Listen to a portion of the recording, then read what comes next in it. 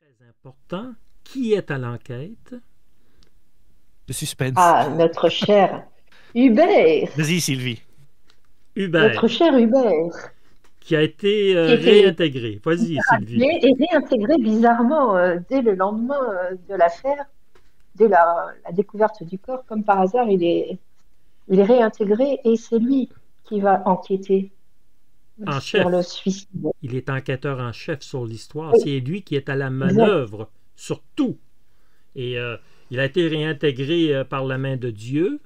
On ne sait pas qui. Oui. Et il était censé être aux affaires C'est Georges administratives. Gagnon qui supervise aussi l'enquête. Donc celui qui est Oui, aussi incriminé dans la commission. Voilà, bah, Donc là, tous c'est les deux les sont. deux qui vont mener l'enquête principaux. C'est les deux principaux suspects de la commission Oui, d'enquête. ben, exact. ils ont à cœur. Écoute, on vient de découvrir leur ami parce qu'en fait, Hubert a dit.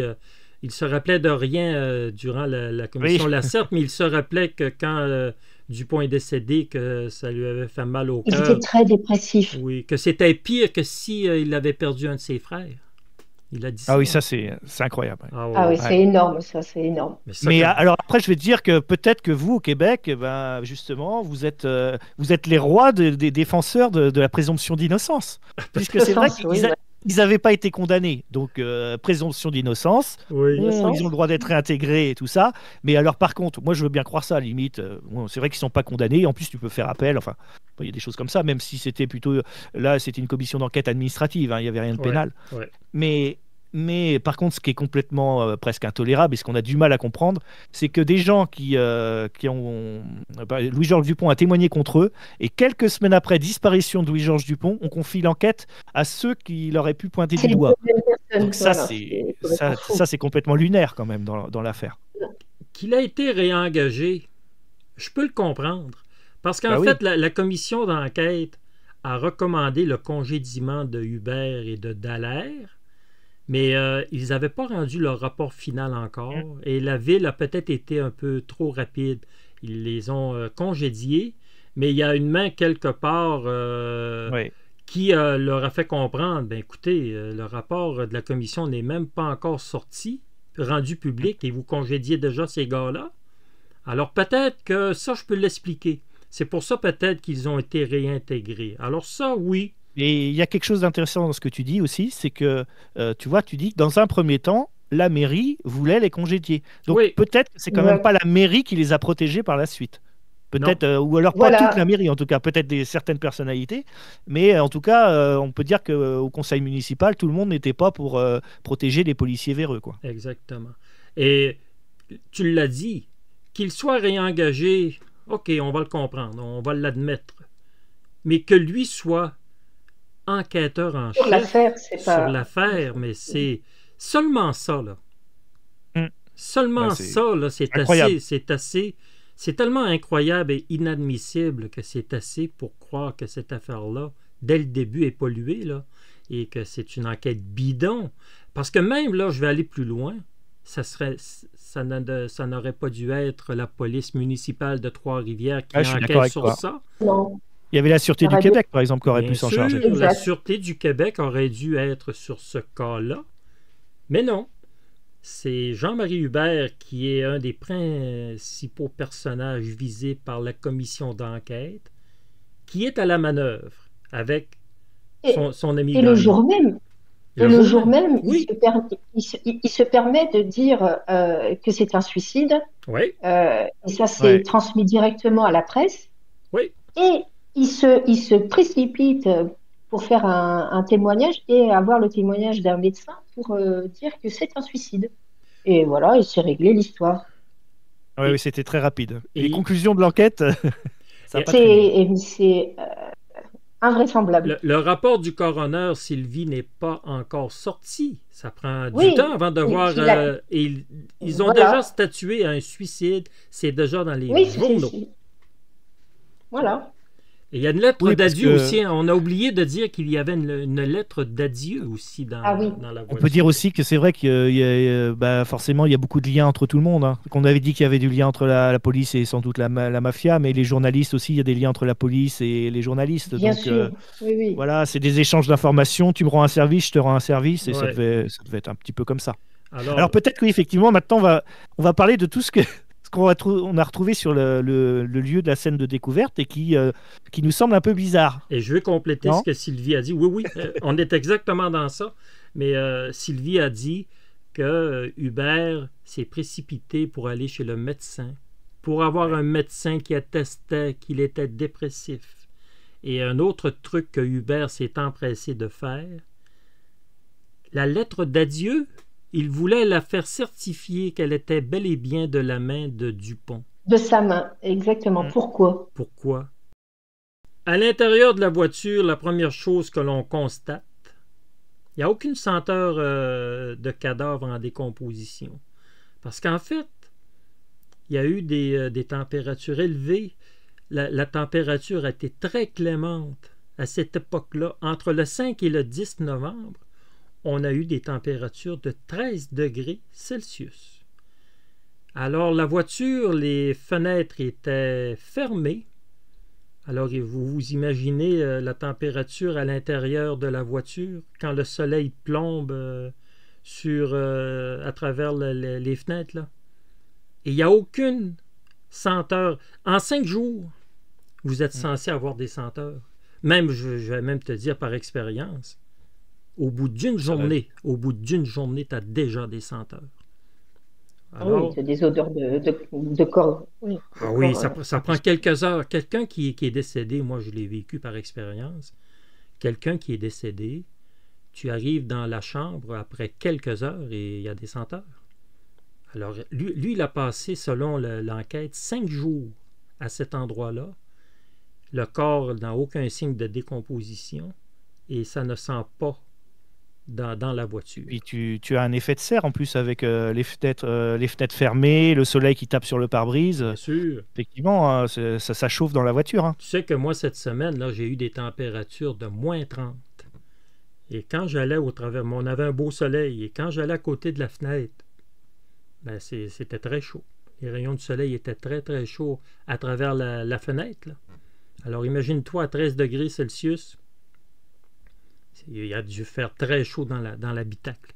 Alors, ça, c'est un premier signe qui nous dit que Louis-Georges Dupont n'est pas là depuis 5 jours. En plus des traces, on a parlé des traces de pneus, et un deuxième fait qui atteste qu'il n'est pas là depuis longtemps, c'est l'état du corps. Il n'y a pas de senteur à l'intérieur de l'habitacle. Alors, pas de traces de putréfaction non plus. Non. Il avait Sur juste le le corps. visage un peu noirci, a priori. oui. À côté du visage un peu noirci, mais bon, qui peut s'expliquer par certaines thèses. Mais Oui. le reste, non, le corps était en bon état. Est-ce qu'il y a des traces de sang sur le siège? Oui, ça aussi, c'est Il y en une a des pas. choses qui est bizarre. Pas de traces de sang. Il y en a Juste seulement un sur le trou. thorax. Seulement sur le thorax, il a Sur plein le de sang. thorax de la personne. Ouais, Mais il n'y a pas de sang du fond. sur les sièges. Alors ça, c'est...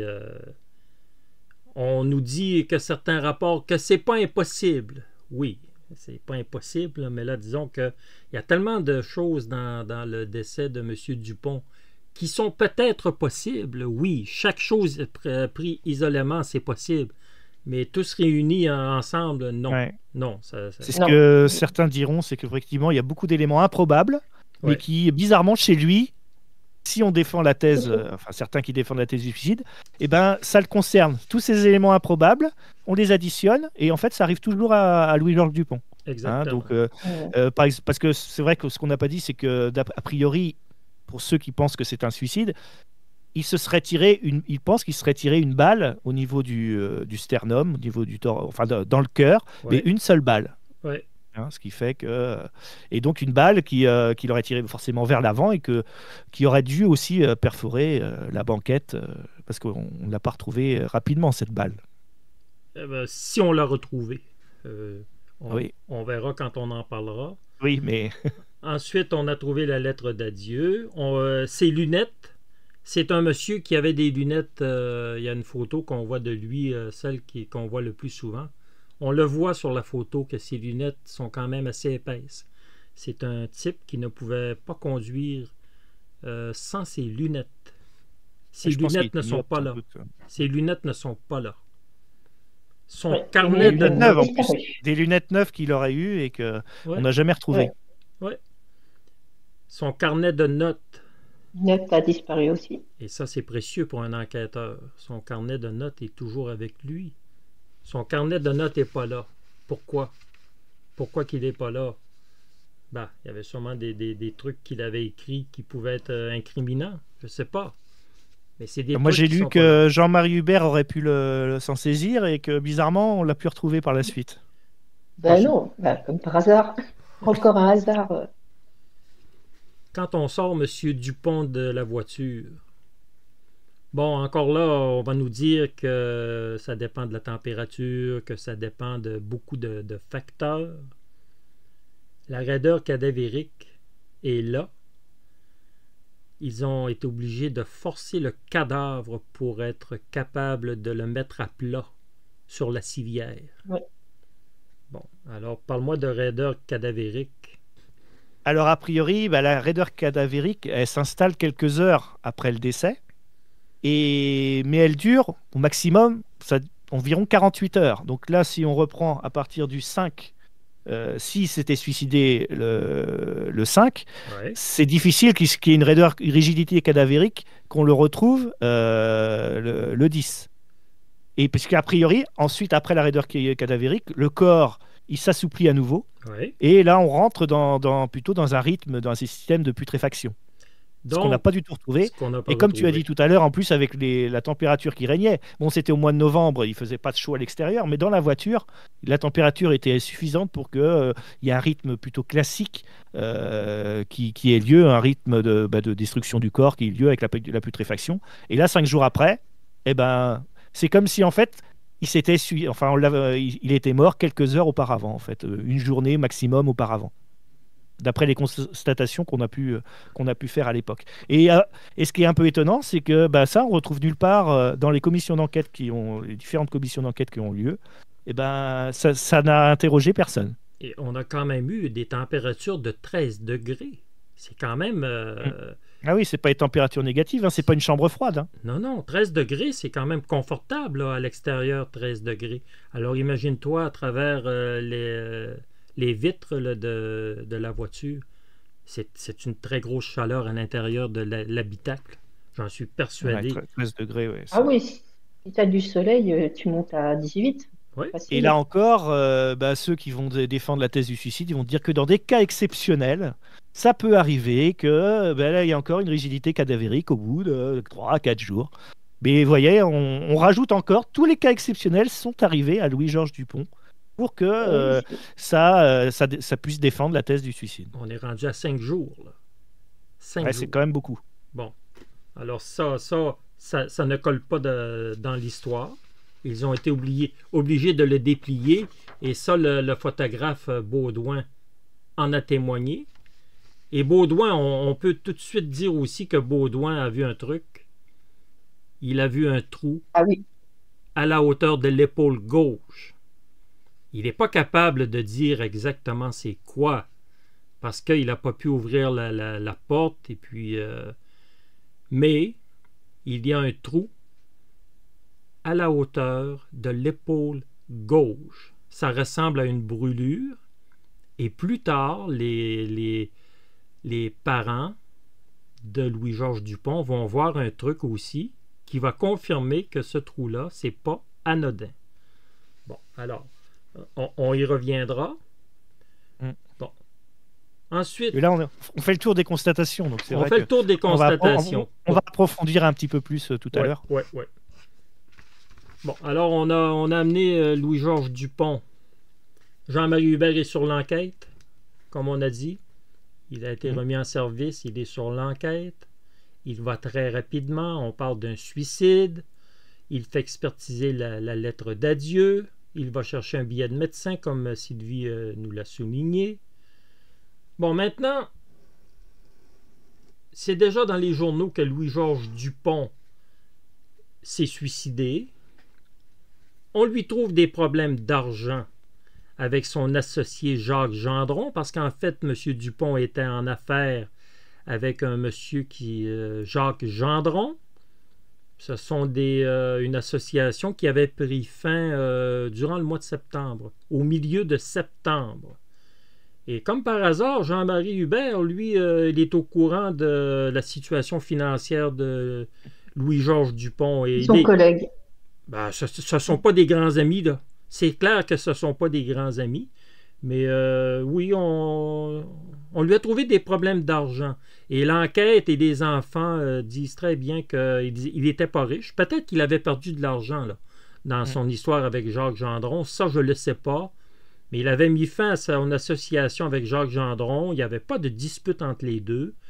Et il n'y avait pas de problème d'argent pour Louis-Georges Dupont. Selon ce que... Il n'était pas ruiné, quoi. Non, il n'était pas ruiné. On lui a trouvé une maîtresse. Ça, c'est intéressant, l'histoire de la maîtresse. Hein? Très intéressant.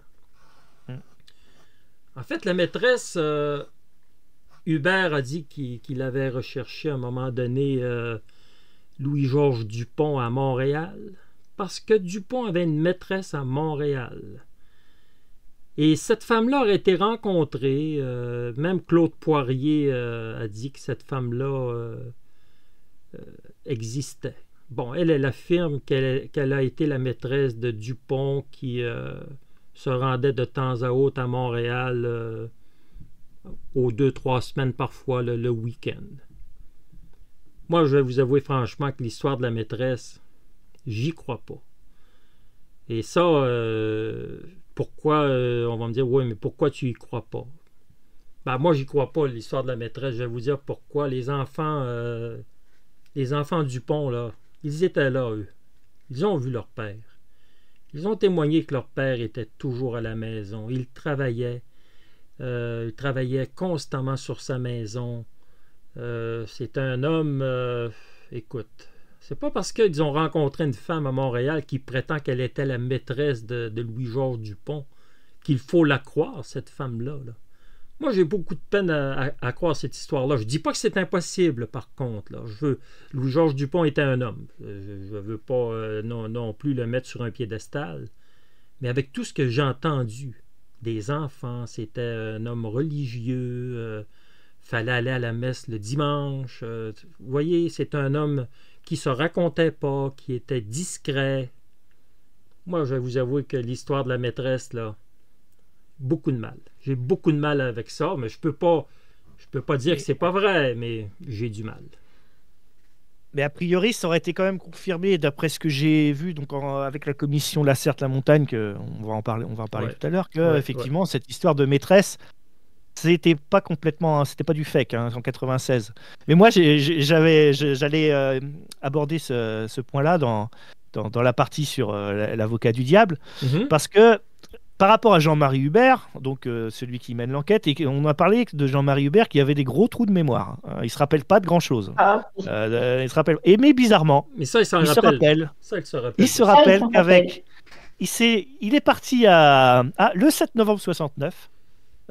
Donc 2 jours après la disparition de son collègue, il est parti avec son comparse Buckley à Montréal, justement dans le but de retrouver Louis-Georges Dupont. Oui, exactement. Il a une vue de l'esprit. 2 jours après, il se dit tiens, on va partir tous les deux et on va aller chercher Louis-Georges Dupont à Montréal. C'est ce que je disais dans le fond. Là. Il est allé à Montréal pour rechercher. Ben oui, parce qu'ils avaient eu une info comme quoi ils connaissaient. Ils connaissaient la rue de la maîtresse de Monsieur Dupont. Ben oui. Donc, ils se sont rendus là-bas. Ils n'auraient croisé pas grand monde, sauf ton ami Claude Poirier. Oui. Exact. Et avec les infos de Claude Poirier, les 2 policiers se seraient rendus d'ailleurs même avec Claude Poirier au domicile de la femme, qui aurait déclaré qu'elle n'avait pas de nouvelles de Louis-Georges Dupont depuis plusieurs semaines. Et c'est en quittant le domicile que Jean-Marie Hubert aurait été avisé de la découverte du corps de Louis-Georges Dupont. Ça veut dire qu'ils sont restés plusieurs jours à Montréal. Quand même, tu restes plusieurs... Ouais, et c'est là qu'ils auraient été avisés que, ah, tiens, bizarrement, eux, ils n'étaient pas sur place, que le corps aurait été retrouvé. Sauf que Claude Poirier, il a été interrogé par rapport à ça, Ouais. par rapport au témoignage de Jean-Marie Hubert. Et lui, il a démenti complètement avoir accompagné Hubert à Montréal. Et la femme a été également entendue, et elle démentit également que le fait que Hubert et Buckley aient été rendus la voir dans les premiers jours de novembre. Bon, donc alors... on voit bien que Jean-Marie Hubert, il a vraiment une mémoire très sélective, et que peut-être qu'effectivement Louis-Georges Dupont, ça peut arriver, hein, et ça c'est pas interdit par la loi d'avoir une vie un petit peu parallèle. Mais une maîtresse, mais c'est pas pour ça que ça aurait instillé une dépression au fond de lui-même, et que une séparation avec sa maîtresse aurait pu être un facteur encore supplémentaire pour plaider le suicide. Et tu as l'impression que quand il parle de ça, Jean-Marie Hubert, il allume un petit peu un contre-feu. Ouais. Parce qu'on lui pose des questions, et je ne sais pas si vous avez entendu, mais il y a des audios qui circulent sur quand on lui pose plein de questions, une batterie de plein de questions, et à chaque fois il dit « je ne m'en souviens pas, je ne m'en souviens pas, je ne m'en souviens pas ». Sur des points qui pourraient être qui pourraient le mettre un petit peu à défaut. Et puis là, bizarrement, il nous sort une anecdote, comme s'il voulait faire une diversion, sur le fait que oui, ça lui revient, qu'il s'était rendu à Montréal, et peut-être que c'est sa maîtresse, et peut-être qu'il n'aurait pas supporté d'avouer ça à sa femme, et que, enfin, tu vois, t'imagines des choses qu'il essaye d'instiller dans l'esprit des gens, alors que sur des choses qui pourraient le mettre à défaut, et là, il a plus de mémoire. Quand même, Louis-Georges Dupont aurait dit que si ça continuait, il se sauverait avec sa maîtresse, et que plus personne ne les reverrait. Qu'il aurait même dit un truc comme ça. Moi, la maîtresse, j'y crois pas. Personnellement, j'y crois pas. C'est pas impossible non plus, mais moi, je crois que tout venant de Hubert, surtout, là, ça semble tellement fabriqué. On lui trouve des problèmes d'argent, on lui trouve une maîtresse. Ce sont des trucs pour le discréditer. C'est ton ami, ça? Vas-y, c'est lui. Oui, et puis en plus, il ose dire qu'il n'en a pas parlé à sa femme, à la femme de Dupont, parce qu'il ne voulait pas la blesser. Mm-hmm. Et ça, rien que ça suffit déjà pour contredire tout, parce que il dit qu'ils sont restés 2-3 jours. En fait, c'est un alibi qui s'est fait. Il s'est fait un alibi pour se protéger, pour dire qu'il n'était pas là. Très intéressant ce que tu dis là, Sylvie. Oublions pas qu'on parle du 7 novembre qu'il dit qu'il est à Montréal et qu'il apprend la nouvelle le 10. Comme par hasard, hein, il tient à le préciser qu'il était à Montréal. Ça, il s'en rappelle très bien. Donc il n'était pas sur la ville pendant quelques jours. Ah oui, ça, il s'en rappelle parfaitement. Et puis il se rappelle parfaitement que le matin du 5 novembre, que Louis-Georges Dupont ou du 4 novembre, il était déprimé, et puis il avait dit « Louis-Georges, attends-moi, là, je vais revenir, et puis on va aller prendre un café tous les deux. » là. Tu vois le bon copain qui prend soin de son confrère, là. Il a raconté ça. Seul se rappelle de ça, par contre, là. Tu vois? Mais tous les rapports qu'il a signés, je m'en souviens pas. C'est ma signature, oui, mais je me rappelle pas. Bon, tu vois, là. Tu vois que le monsieur... oui, parce que c'était édifiant. Il y avait au moins 10 ou 12 questions. Et à chaque fois, c'est je ne m'en souviens pas, je ne m'en souviens pas. Après, je veux bien croire que 50 ans après, tu ne te souviens pas de tout. Mais bizarrement, tu te souviens de certains détails, et puis des choses qui auraient dû te marquer. Là, bizarrement, et puis, ça te parle pas. Ça ne faisait que 27 ans. On est en 96. Là. Oui, c'est vrai, en plus. Oui. La CERT, là, ça ne fait que 27 ans. Alors, c'est encore frais à la mémoire, là, normalement. C'est une histoire qui a fait grand bruit à l'époque. Moi, je crois que... Disons que c'est un témoin, je te dirais, hostile. Je te dirais, parce que quelqu'un qui se souvient jamais de rien. Mais c'est une commission d'enquête. Il ne faut jamais oublier qu'il a témoigné dans une commission d'enquête. Il n'était pas devant un tribunal. Devant un tribunal, c'est autre chose. Commission d'enquête, tu peux jouer le jeu de dire que tu te rappelles de rien. Et ils peuvent absolument rien faire contre toi. Alors, tu Il n'y a vois. pas de faux témoignages, il n'y a pas de forfaiture qui peuvent être Ouais. retenus contre toi. Oui. Alors, qu'est-ce qu'on constate par la suite? On arrive à l'autopsie. Alors ça, Alors moi, avant l'autopsie, est-ce que je peux me permettre, Vas-y, j'avais vas-y. relevé aussi, enfin ça fait un peu partie de l'autopsie, mais quelques bizarreries encore sur le lieu de la scène de découverte. Ben, vas-y, vas-y. Donc tu avais dit il y avait pas de sang dans la voiture. Non. Ça tu l'as dit. Tu as dit également que effectivement on n'avait pas retrouvé ses lunettes neuves, mais Mhm. on n'a également pas retrouvé de cigarette, alors que c'était quelqu'un Ouais. qui était un gros fumeur. C'est vrai. C'est Et un vrai. gros fumeur, je sais plus combien il fumait par jour, mais bizarrement il y avait pas de cigarette sur lui. Qui ne fumait pas à l'époque? Tout le monde fumait. Alors, tu vois, Ouais. Euh, c'est anodin, les cigarettes. Mais c'est vrai. Ouais. Il fumait. Tu as toujours tes cigarettes avec toi. Aujourd'hui, également- c'est le téléphone, mais à l'époque, c'était Oui, les bah, les cigarettes. cigarettes, oui. On voit bien dans les films, même on regarde parfois des films de français des années 70. Ah, c'est incroyable. ils ont tous notre Et quand index. tu voyais Piccoli, je sais plus dans le film, je crois que c'est Les choses de la vie avec Romy Schneider, c'est effarant de voir, mais il n'y a pas une scène où il n'y a pas une cigarette, quoi. Mais tous Et les c'est films, tout le temps au lit, partout. Il tous fume les tout le temps. films, ça fume comme des cheminées. C'est Ah oui. c'est incroyable. Les années 70, c'est incroyable par Ah rapport oui, à ça. ah oui, ah oui, c'est clair. Autre constatation qu'on a fait sur Louis-Georges Dupont, on Oui. va le retrouver un petit peu dans l'autopsie, et qu'on l'a retrouvé quand même avec des hématomes au nez, comme s'il avait donc le nez cassé, ça c'est son fils Jacques donc, qui l'a relevé, et également des cheveux qui auraient blanchi, alors que Exact. il avait les cheveux plutôt bruns, et on voit pas trop de cheveux blancs, et là, en quelques jours, et on l'a retrouvé avec des cheveux blancs. Donc bon, ça peut peut-être dire qu'il y a eu un grand stress, quelque chose comme ça quand même, mais bon. Les dernières choses que j'avais notées également, et ça on en reparlera tout à l'heure sur une thèse qu'on va exposer, c'est qu'on l'a retrouvé avec des habits noirs, qui étaient loin d'être neufs et qui étaient trop grands pour lui, alors qu'il était parti le jour du 5, du 5 novembre avec un costume gris qui lui était plutôt neuf, il n'avait Ouais. pas de souci, et on l'a retrouvé donc avec d'autres habits. Oui. Ben, en fait, quand on a... Et, Vas-y, continue. Et donc, c'est quand même assez édifiant et que ça ne suscite pas la curiosité de certains enquêteurs. Ben, en fait, c'est un habit noir, un vieil habit, beaucoup trop grand pour lui, qu'il portait. Et la famille n'a jamais reconnu ces vêtements-là quand on leur a remis. Par contre, il y avait le trench coat, en fait, le genre de par-dessus, là, le manteau. Là. Ça, c'était réellement son manteau à lui. Et la famille Mm. a vu un trou à la hauteur Mm. de la couture, à l'épaule gauche, à l'arrière, à C'est l'omoplate aussi à l'arrière. c'est un fil rouge que tu mets, donc ce Ouais. petit trou à l'épaule gauche, Eh mais qui a une oui. importance extrême quand Ben, même. bien sûr. Alors, Primordial, je dirais. ouais. Et ça, à l'autopsie, j'arrive à l'autopsie de monsieur le docteur Hood, qui a fait l'autopsie.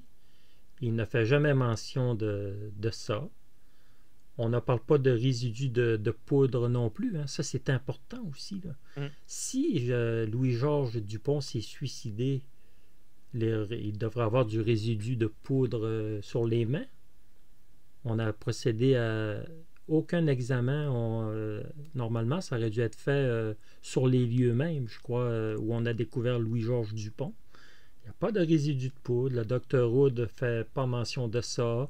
Il ne parle pas d'un trou qu'il aurait vu à l'omoplate. Alors tu vois, et Jacques Dupont, ben, tu viens d'en parler. On lui a permis de voir le corps de son père très rapidement. Hein. Très, très rapidement. Il l'a vu quelques minutes à peine. Ouais, Et ouais. puis, on a eu la cruauté de lui dire c'est bien de valeur, mais ton père s'est suicidé. Tu vois ce qu'on peut faire avec un petit garçon un petit garçon, il avait quand même en 69, il avait 19 ans, tu vois. Mais à cette époque-là, quand même, 19 ans, c'est pas comme 19 ans aujourd'hui. Là. Oui. Alors, on l'a intimidé, et puis il a eu le temps de voir que son père avait le nez cassé. Alors, le nez cassé, ben, c'est un coup de poing. C'est pas compliqué, là. Tu te casses Il pas a le été nez. frappé. Ben, bien sûr. Oui, et puis tu te suicides, tu te casses pas le nez juste avant. Hein. Enfin, tu veux pas te suicider en te cassant le nez. Hein. Ben, voilà. Donc, Ouais. complètement incohérent. Les cheveux blancs. Mm. Oui, ça c'est la peur. C'est un un stress énorme traumatisme. quand C'est un stress On dit énorme. souvent que dans une vie, une femme qui a eu je crois que on parle de c'est Marie-Antoinette qui a eu les cheveux blancs en une nuit. Mais elle était, tu sais, elle était à la conciergerie, elle avait été emprisonnée. Et donc, elle était dans Mm. un état de stress incroyable et ses cheveux avaient blanchi en une nuit. Donc ça, c'est possible. Mais ça t'arrive pas si tu es dans un état normal, psychologique normal. Il faut vraiment un stress énorme. Je ne sais pas si c'est vrai, mais j'avais lu que Jean Gabin, c'était la même chose aussi pour lui. Au retour de la guerre, il avait les cheveux complètement blancs.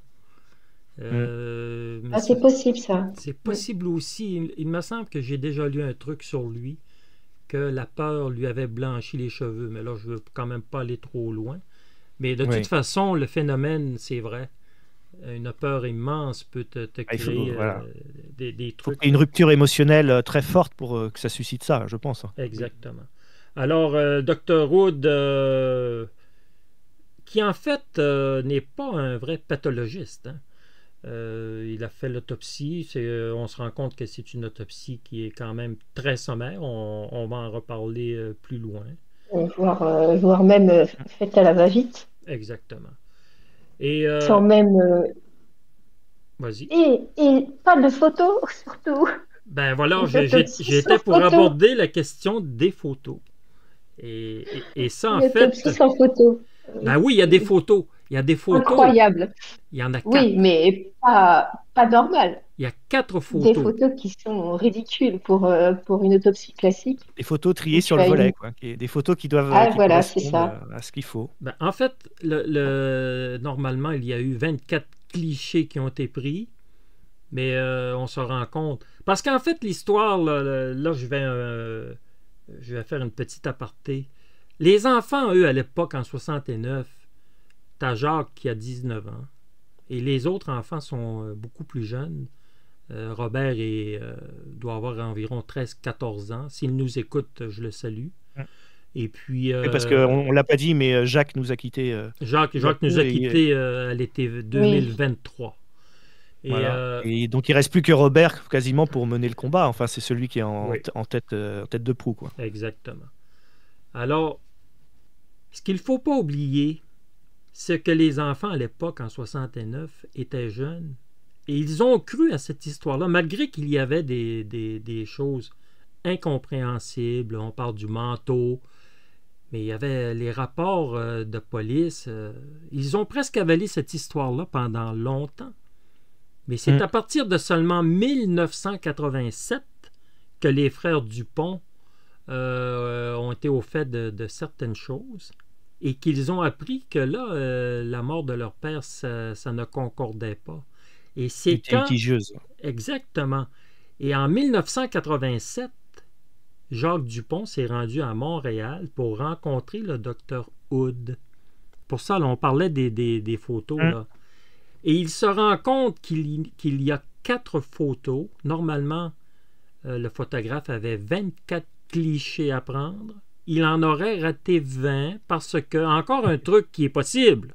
Oui, bien sûr que c'est possible. Tout est possible. Mais c'est dans l'histoire de Louis-Georges Dupont, une fois de plus que ça arrive. Il aurait raté, il venait juste d'avoir sa caméra, ça faisait 2 semaines. Donc 2 semaines, tu es censé maîtriser ta caméra après 2 semaines. Et si tu es un photographe, c'est un vrai photographe, oui. Normalement tu sais maîtriser ton appareil. Ben oui. Mais c'est le photographe attitré de l'endroit judiciaire. Alors c'est pas c'est un vrai photographe, c'est son travail.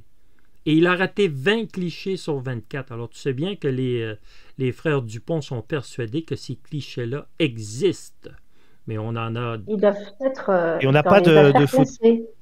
Ouais, on n'a pas de photos, par exemple, du haut du dos de Louis-Georges Dupont, ce qui n'aurait pu nous intéresser. Exactement. Ni le corps entier. On n'a même pas le corps entier. Non. Parce qu'il faut toujours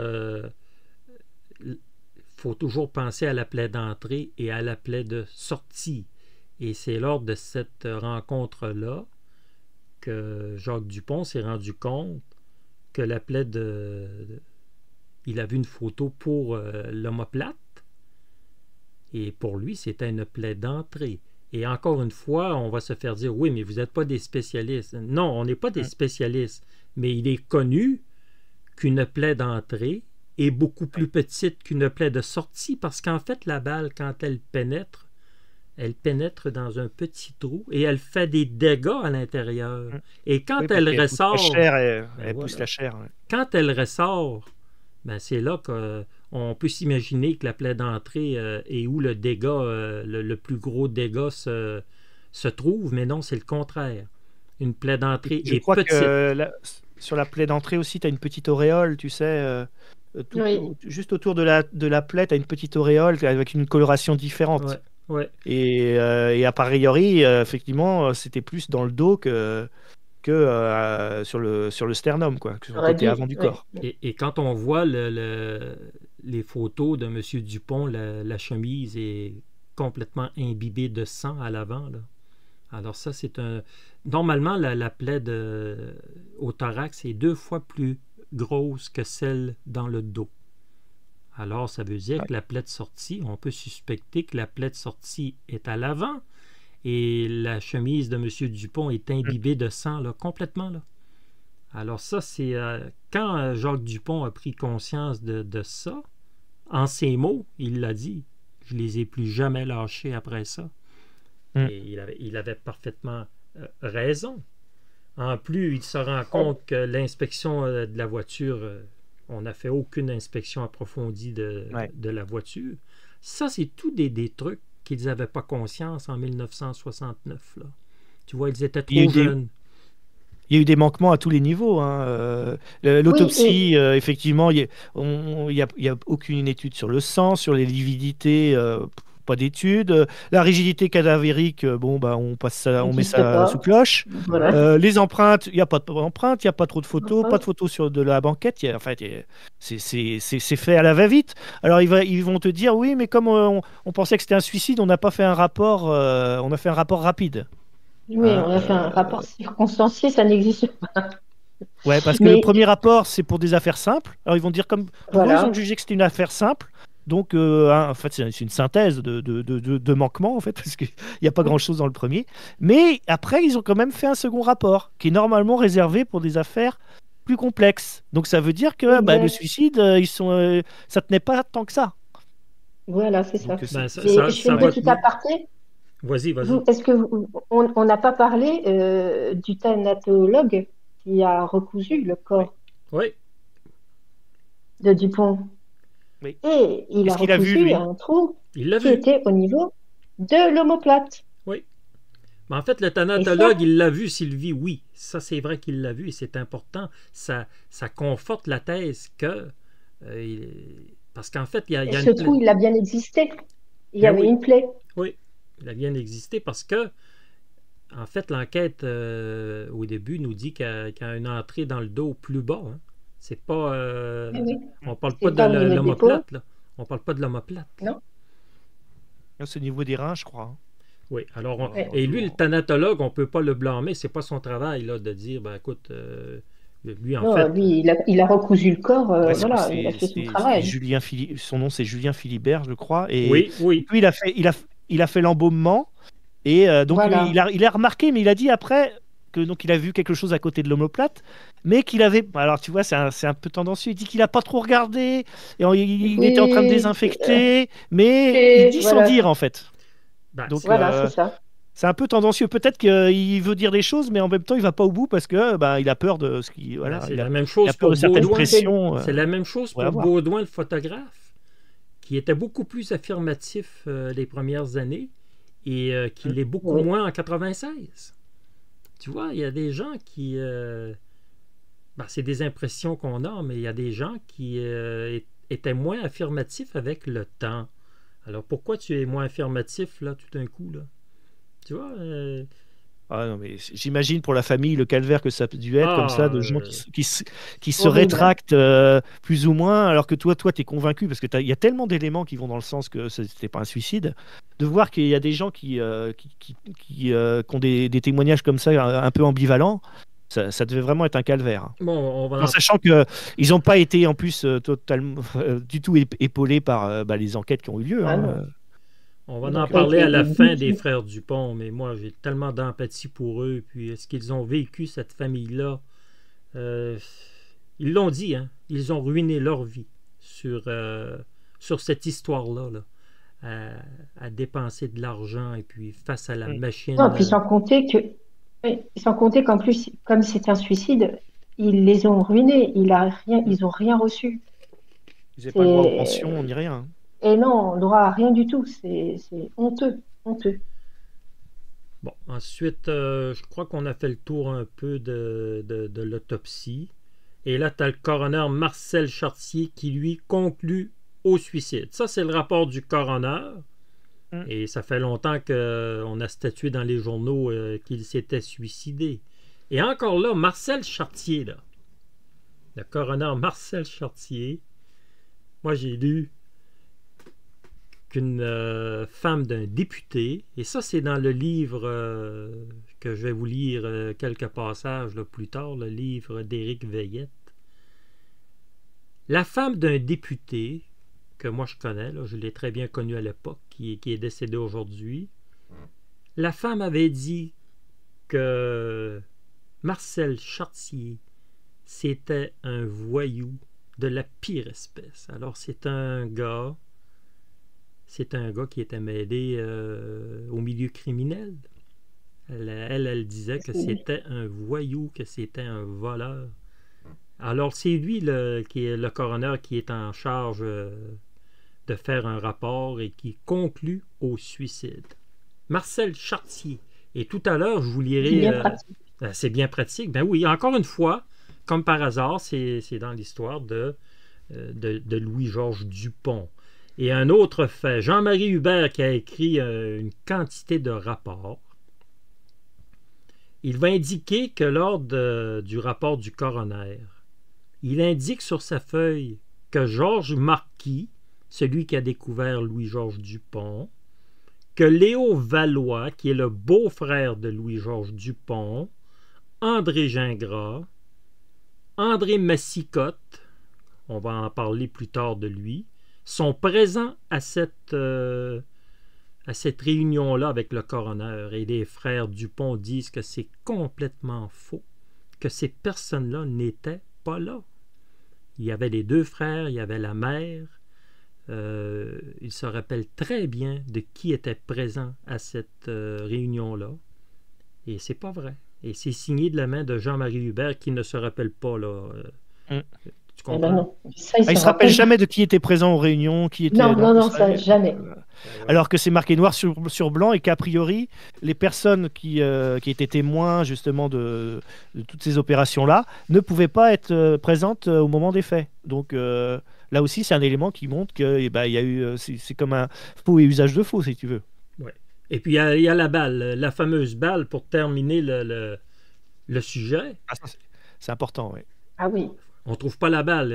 En revenant de l'autopsie, on s'informe si on a trouvé la balle. Non. Le docteur Hood n'a pas trouvé de balle. Alors, je crois que pour si vraiment les gens ont à cœur de bien faire leur enquête ou on va leur donner raison. Il faut la retrouver, oui. Il faut la retrouver. Il faut la retrouver. Bah oui, elle ne doit pas être loin. Elle est soit dans le corps, soit dans la voiture, enfin dans la banquette. Georges Gagnon et Clément Massicotte se sont rendus au garage à la station de police, qui est un garage très mal éclairé. Ça, c'était connu que c'était très mal éclairé. Et ils ont découvert la balle. Voilà, normalement, la voiture a été inspectée. Là, voilà. On a même changé la banquette. Qui était très abîmée. Hein. Oui. Oui. Elle était écrasée, c'était difficile d'en faire vraiment une expertise. Et ils ont pris la balle sans les gants. Ils ont en fait fouillé la voiture sans les gants. Et Georges Marquis a dit à la commission Lacerte qu'il avait découvert la balle. Hein, et il n'avait pas de gants, là. Donc, ils ont conclu que c'était la balle qui avait tué Louis-Georges Dupont, mais on n'a aucun rapport balistique, on n'a absolument rien là, pour nous prouver que cette balle-là est réellement la balle qui est... bien cette... Ben voilà. qui a traversé le corps. Donc, ça, Exact. on n'en sait Et rien. après, donc, on avait déclaré que c'était Clément Massicotte qui était retourné inspecter. C'était dans le rapport, une balle Oui. déformée sur laquelle on n'avait aucun élément. Oui. Et plus tard, Massicotte, lui, il a dit ah bah non, mais c'est pas du tout moi Ah qui ai non. retrouvé la balle. Donc, vous voyez, vous En voyez fait- encore comment ça peut être contradictoire. Il y a un journaliste qui est allé le voir chez lui bien des années plus tard et qui, aujourd'hui, il est décédé aussi. Le journaliste avait une caméra cachée. Et il lui a demandé, il a commencé à lui parler de la balle et ça n'a pas été très, très, très long qu'il s'est fait refermer la porte. Il a dit, c'est vous qui avez retrouvé la balle? Je lui ai répondu, je le sais pas ou non, c'est pas moi. Il voulait absolument pas parler de cette affaire-là. Tu vois, et pourquoi tu veux pas en parler? Si c'est toi qui l'as trouvé, tu le dis, c'est tout. Presque tout le monde est décédé. Et puis, qu'est-ce qui peut arriver aujourd'hui? Non! Bah oui. Il s'est Et fait puis il aurait refermer la accompagné Capitaine Gagnon, tu vois, dans le garage. Et puis bizarrement, après, on Et se il l'a rappelle de retrouvé. rien. Il n'y a pas eu de photo de la banquette. Il y a eu Et- des photos nulle part, quoi. C'est aucune photo qui a été prise. C'est quand même incroyable ça, Ben, de voir ça, quoi. en fait, C'est dire que tu veux cacher des choses, c'est pas possible. En fait, la banquette, Madame Dupont, s'est rendue à l'endroit dans le garage pour aller inspecter la voiture. Elle y a été elle-même. Et Ouais, puis, c'est incroyable, hein. elle n'a vu aucune trace de sang. Elle n'a rien vu. Et puis, on lui a dit, ben oui, mais c'est certain que tu ne C'est verras pas de normal. sang. On a changé la banquette. Ah oui? Et oui. Bah oui. Et la banquette, elle était plus dans la voiture elle avait été retirée le matin pour Ah, le nettoyage, jour enfin pour même. expertise, nettoyage et remise en service. Et Voilà, comment tu peux retrouver une balle dans une banquette qui est plus dans la voiture? Et même à ça, exact. c'est une scène de crime ou de suicide. Tu n'es pas censé toucher à ça. Normalement, la Eh ben voiture, oui. tu n'es pas censé toucher à rien. Bah, disons qu'ils ont touché très rapidement, quoi. Ben, disons, Ah bah, elle a été changée le jour même. La Ouais. banquette a été changée puisque c'était au tribunal quand ils ont fait. Elle a été changée et On rangée l'a dans ce fameux garage et on l'a qui jamais lui retrouvé la aussi, banquette par aussi. miracle, a Là, pris feu. Ah, c'est miraculeux. ouais, C'est on peut en parler. Sylvie, vas-y, parle-nous du fameux oh, garage. ce garage qui brûle le jour où ils vont vérifier les dires En fait, c'est durant la de- commission de- Lacerte. Durant la commission Lacerte en voilà. 96, on parle de la fameuse balle. Et Ils sont censés aller vérifier la lumière, ouais, voilà, comment ils ont fait pour retrouver la balle dans la voiture. une Et comme par reconstitution hasard, un bah, peu, quoi. Ouais. reconstitution, sauf que manque de peau, et ben le Ah, mais garage a cramé ouais, il a ah, mais on va perdu. avec, dire, on va te dire avec que la ça arrive. voiture. Tu vois, on va te dire que c'est Bah des choses oui, oh exceptionnelles là et que là, ça peut arriver.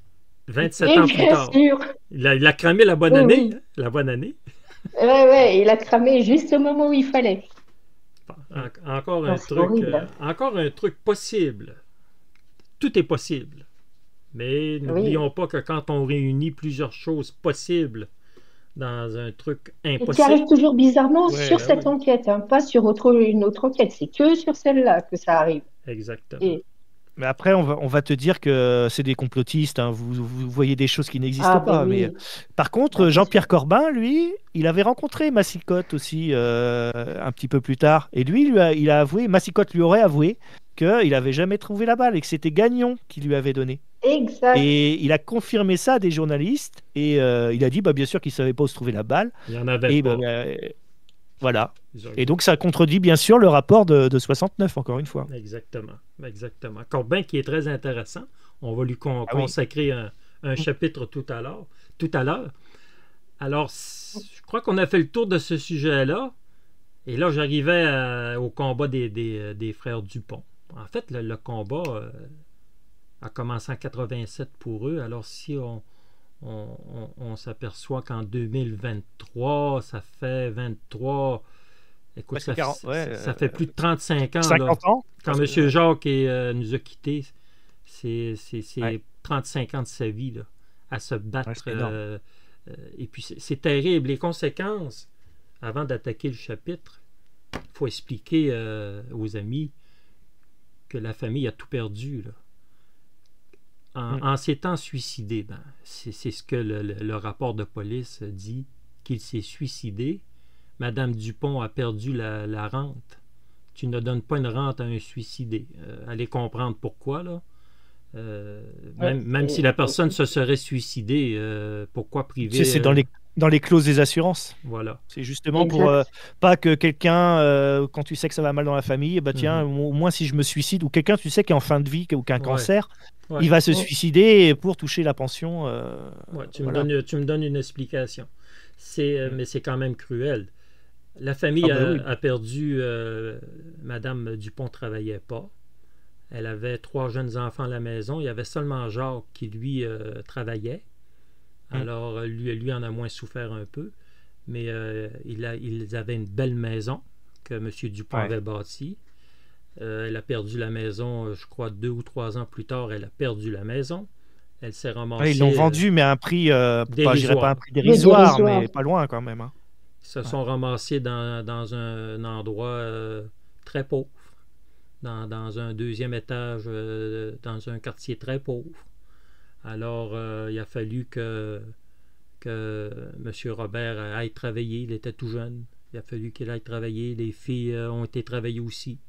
Alors, tu vois comment ça peut avoir bousculé leur vie, ruiné leur vie. Ça a brisé leur vie. Hein, oui, sûr. Ils ont été appauvris. Ils ont vécu pauvrement. Alors, Mme Dupont, en plus de la peine immense qu'elle a eue, elle a été tourmentée toute sa vie. Hein. Les enfants ont témoigné que Mme Dupont n'a jamais cessé de parler de cette histoire-là. Qu'on avait assassiné son mari et puis Jacques disait que c'était comme un disque continuel quand tu l'entendais. Ben oui. À chaque fois que tu le rencontrais, ils ont tué mon mari. Alors, elle a été profondément marquée par ça. Elle n'a pas eu de rente. Ils ont vécu pauvrement. Alors, tu vois, aujourd'hui, on se bat Sans pour... compter les frais de justice, parce qu'ils ont mené des combats, ils n'ont jamais lâché. Ils se sont battus contre la machine toute leur vie. T'as le côté financier qui est, bien sûr, qui est présent, mais je pense que ce qui leur a fait encore plus de mal, c'est le côté harcèlement, le côté moral, quand tu vois que la ville n'a jamais essayé de les aider. Enfin là, actuellement, il y a quelques démarches en cours, mais... Ils ont toujours refusé de se communiquer certaines pièces. Ils sont jamais sentis soutenus. En fait. Il n'y a que quelques personnes qui les ont soutenus, dont une députée notamment, mais je pense qu'ils étaient quand même ils ont dû se sentir très seuls. Ouais. En fait, ça commence notre chapitre à partir de 87. Mais là, les frères Dupont ont vraiment tenté d'avoir de la documentation de la ville de Trois-Rivières. Et la ville a toujours refusé de les aider. Ils disaient même... Ils ne veulent même pas nous rencontrer. Ils ne veulent absolument rien nous donner.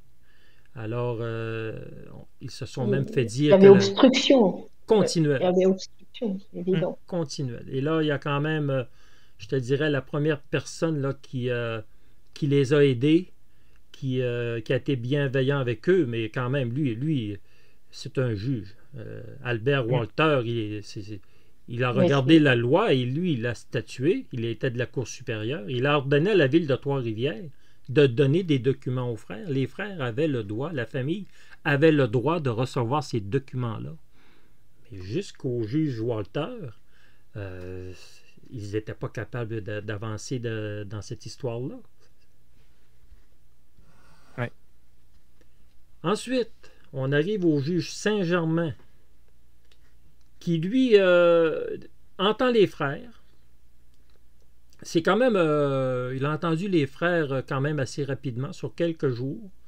Le docteur Rowe, qui est un spécialiste là, pour en fait, qui, lui, a raconté au juge Saint-Germain qu'il était convaincu que la plaie d'entrée était à l'arrière, que la plaie... à l'avant était 2 fois plus grosse à l'avant qu'à l'arrière. Le nez cassé, les cheveux blancs. Il y a beaucoup d'éléments. Ouais. Beaucoup d'éléments. On a amené au juge Saint-Germain que c'est impossible de se tirer de cette manière-là sans se casser le poignet. On lui a parlé des 4 photos sur 24. Le photographe, Fernand Mercier, le photographe, c'est lui qui n'aurait pris que 4 clichés sur 24. Alors, devant tous ces faits-là qu'on a amenés au juge Saint-Germain, Saint-Julien, je crois. Le juge... Moi, je crois que c'est Yvan Saint-Julien. Moi, Yvan c'est ce que j'avais. Saint-Julien, tu as raison. Yvan Et là, on Saint-Julien. est en 95, là. Oui. Pour dire aux collègues. On est rendu en 95. Ouais. Et lui, il a bien pris le temps d'évaluer les choses à la fin de l'enquête. Il leur a bien dit, je vais vous rendre ma décision le plus tôt possible. Et lui, il avait le pouvoir d'ordonner une commission d'enquête publique. Et c'est ce qu'il a fait. Parce qu'il est de la Cour supérieure, donc c'est quand même une magistrature supérieure. Oui. Mais par contre, tu vas sans doute le dire, c'est que lui, il voulait bien qu'il y ait une enquête publique, mais il fallait que cette enquête, elle aille plutôt dans la thèse d'une mort qui ne serait pas naturelle, qui ne serait pas le suicide. Exact. Donc c'est ce qu'il avait proposé. En fait, le gouvernement, dans l'historique, le gouvernement a toujours refusé. Hein. C'est pas la première fois là, que les frères, ils brassaient les frères. Là.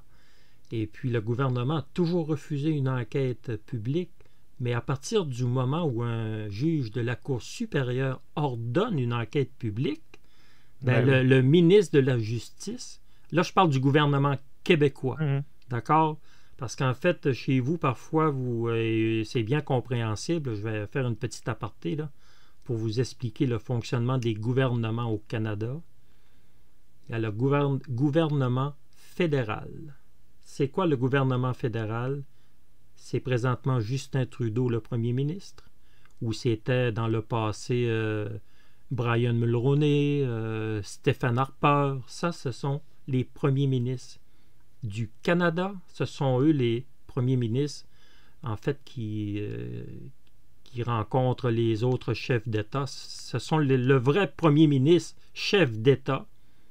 Présentement, c'est Justin Trudeau. Mais les provinces... Vous n'avez pas de président de la République au Canada. Non, c'est pas le même. On a le fonctionnement britannique. Ce que tu vois au Royaume-Uni, c'est exactement la même chose chez moi. Comme c'était le Commonwealth, oui, c'est logique. Voilà, c'est ça. Ouais. Et on a 10 provinces.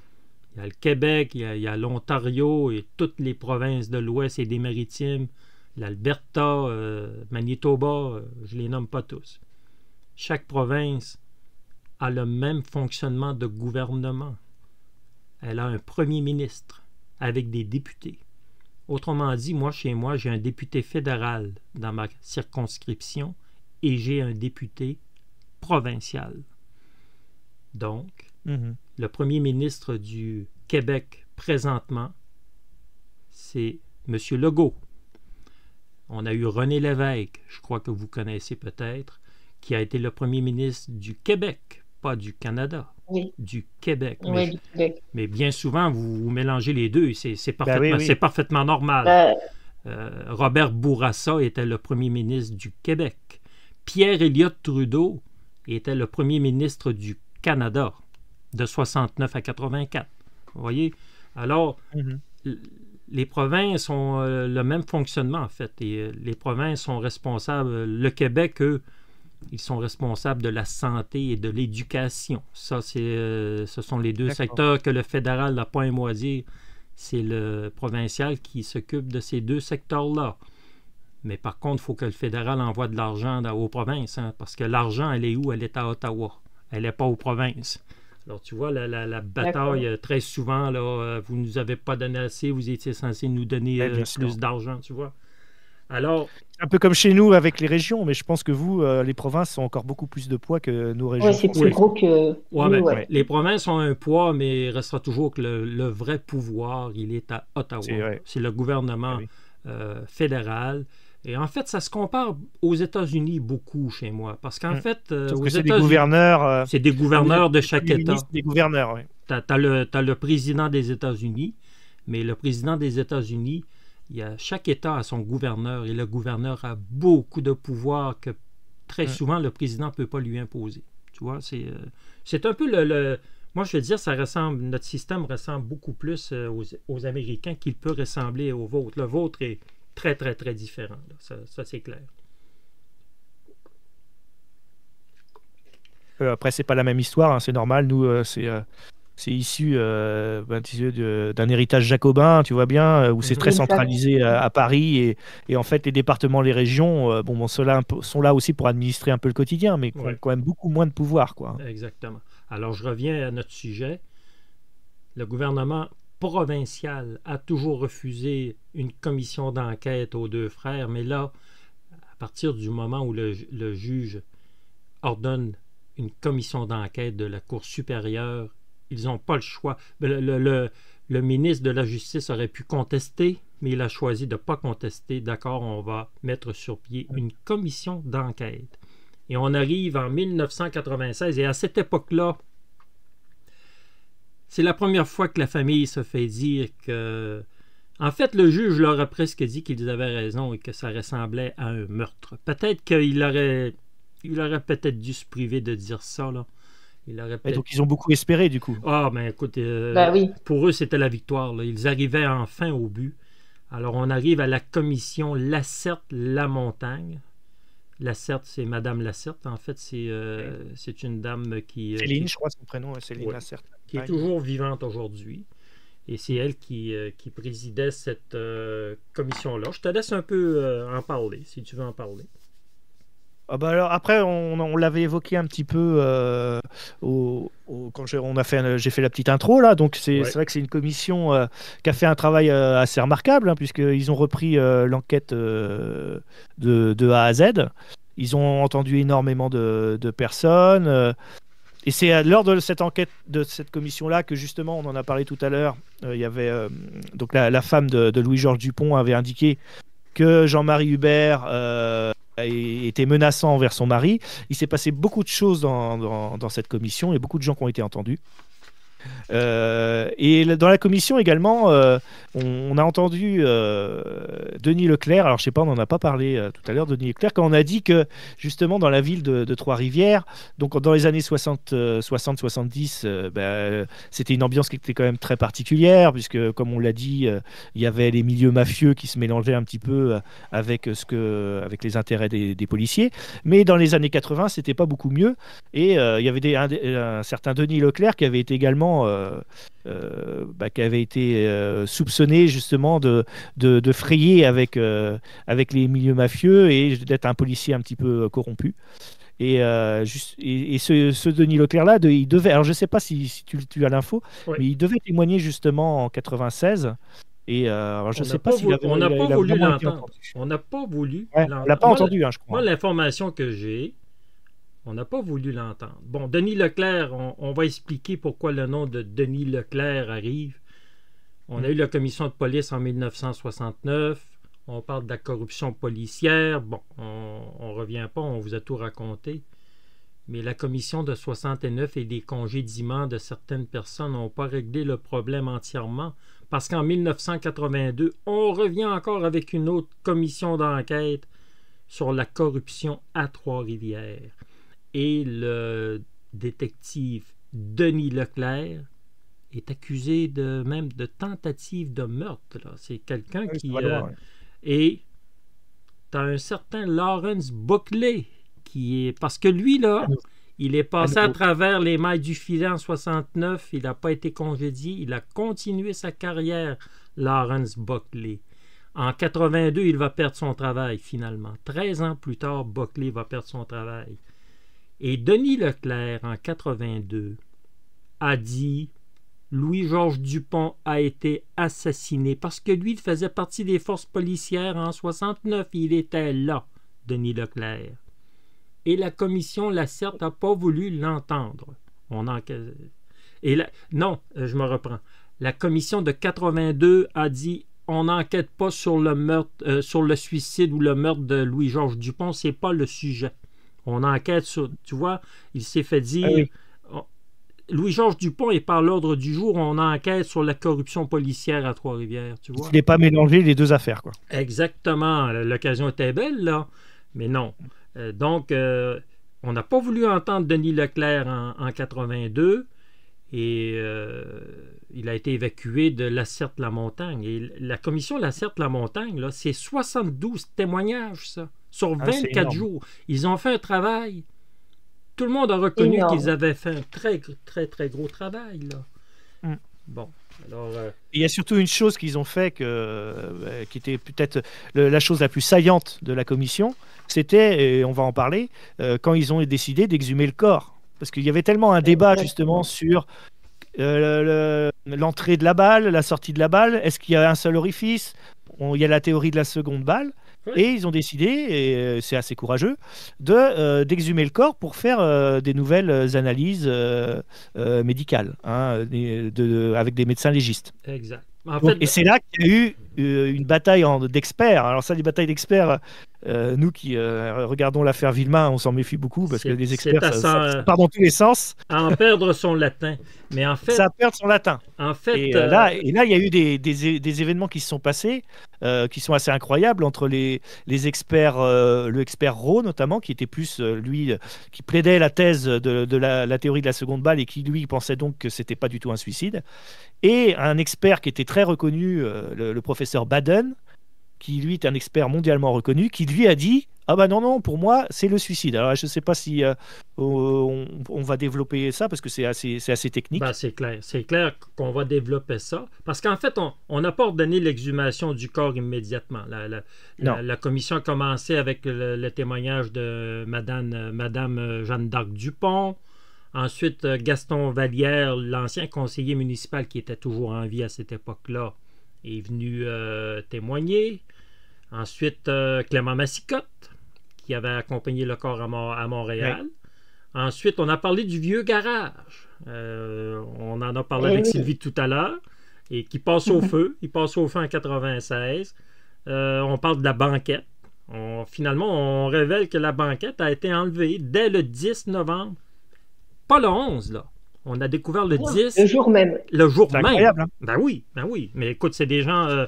c'est des gens vaillants. On va dire que c'est des gens qui sont vaillants. Bon. Ils travaillent vite. Très vite. Jean-Marie Hubert se rappelle de rien. Absolument de rien. Claude Poirier a témoigné. Mais ça, c'est pas important. Claude Poirier, non. Il faut croire que c'est pas important. Et là, tu as la fameuse bataille des experts. Et quand je te disais...